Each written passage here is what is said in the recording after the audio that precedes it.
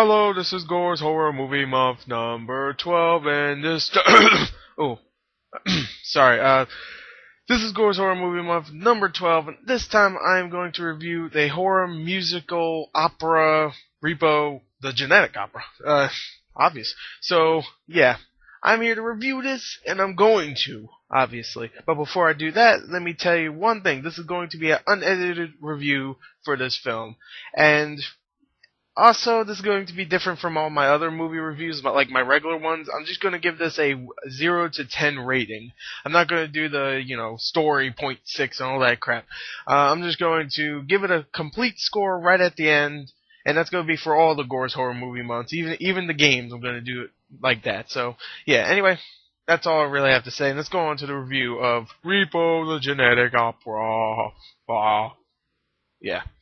Okay, Repo the Genetic Opera is pretty much a horror musical, like I said earlier, but really it takes a different spin on the horror musical because it adds a little bit of comedy here and there, kind of like Rocky Horror Picture Show, but it adds like a little bit of comedy here and there, but it also gives you a lot of gore. It gives you some really good acting and some pretty memorable music scenes.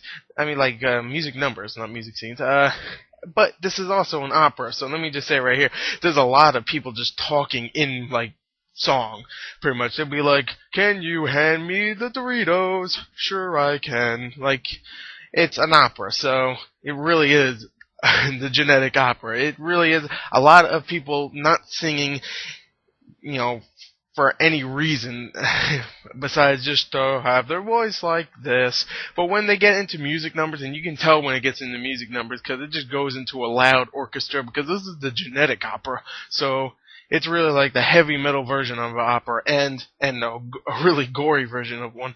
And whenever it gets into the music numbers, it's really good. There's like 4 music numbers. One in particular that I love that has actually the main guy, the Repo Man, and I'll get to who plays him later on, that I thought was fantastic. I really, really like the musical numbers in this. And the gore. The gore is really, really good. Now, I should maybe explain the story of this, but I'll explain it real quick. Repo the Genetic Opera is set in the year 2057, and it was like, I think 27 or 28 years after an epidemic of organ failures.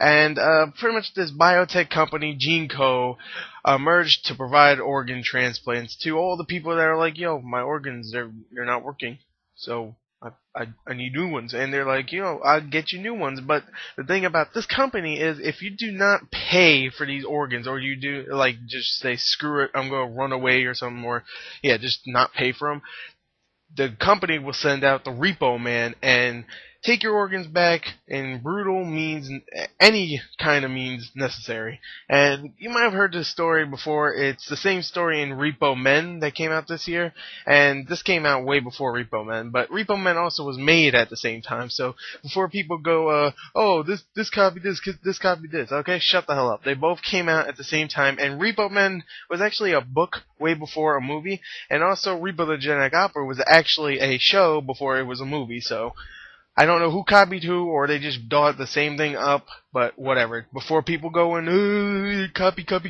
shut the hell up. Know something before you just go, ooh, copy.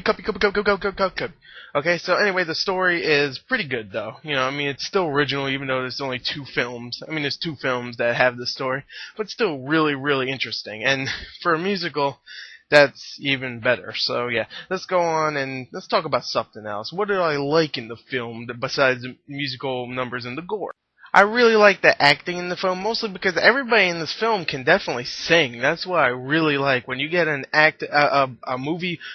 musical movie that's full of actors that can actually really sing, including Paris Hilton. I thought she had a really good singing voice whenever she wasn't getting high pitched, but there's one scene where she's singing in a back alley, and she's great. I think she's not a great actress, but she has a okay singing voice. You have other people like Ogre, who I never heard of. He plays like a crazy guy.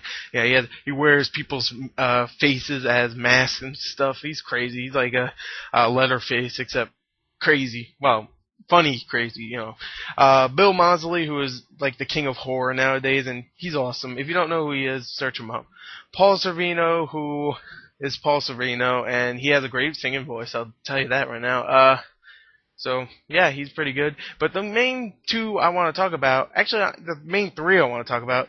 The first one, Sarah Brightman, who plays like the like the star of Gene Co, like the symbol of Gene Co, and she has a beautiful singing voice. She's really good in this film. She's not in it for very long. She's not the greatest actress either, but for a musical, they picked her right. I mean, they picked the good one. They picked the good one.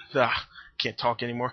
Anthony Stewart Head, who plays the Repo Man, he's great. I really, really love his character, and he has a great singing voice also. Alexa Vega, who I thought she was a good actress in the film, but her voice isn't for singing isn't that great. I mean, she's great in the film, but for singing, she doesn't do that much singing. But when she does, it's not that great. But overall, I really like the acting. And I also like the look of the film. The look of the film looks really good. There's some CG here and there that doesn't look great, but the look, the gothic feeling, looks, I mean, it looks really good. Let me just say that. For $8 million budget, it looks good. So, whatever. Let me get to the cons of the film, though, what I didn't like. It drags on a little bit too much. Definitely in one particular scene with Alexa Vega's character, she sings a song in the film, which I was like, okay, she's not a great singer, like I said before, and she's the only one singing. The only cool thing about that one is that they actually got Joan Jett in it, so that's kind of cool, but she was in it like a quick second. There was no reason for her to be there. So yeah, some of the scenes dragged on a little bit. Really just one of two, and I can't remember what the other one was, but I remember I was going, oh, come on. But yeah, I can't remember it, but I remember it was one that was like, okay, this is going a little bit too long, but whatever. I mean, it went by after, when it went by, then it was perfect.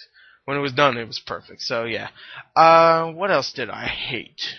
Some of the dialogue, when there is dialogue, is a little weak. I mean, there's not that much dialogue, so it's not a big con, but it's a little weak. Some of it's great, like with the Anthony Stewart Head character, but like with the Alexa Vega character and the Paris Hilton character, and well, I guess that's really it. Just those two characters. It's a kind of weak. It's a kind of weak, but everybody else was really good with their dialogue. So that's all I can say about this movie. This movie was a lot of fun. I really, really like Repo the Genetic Opera, except a few musical scenes also.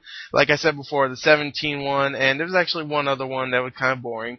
I really like this film. I really recommend it to all you people that are gore hounds, because there's a lot of good gore in it, and to all you musical buffs, which there's a couple of you out there maybe.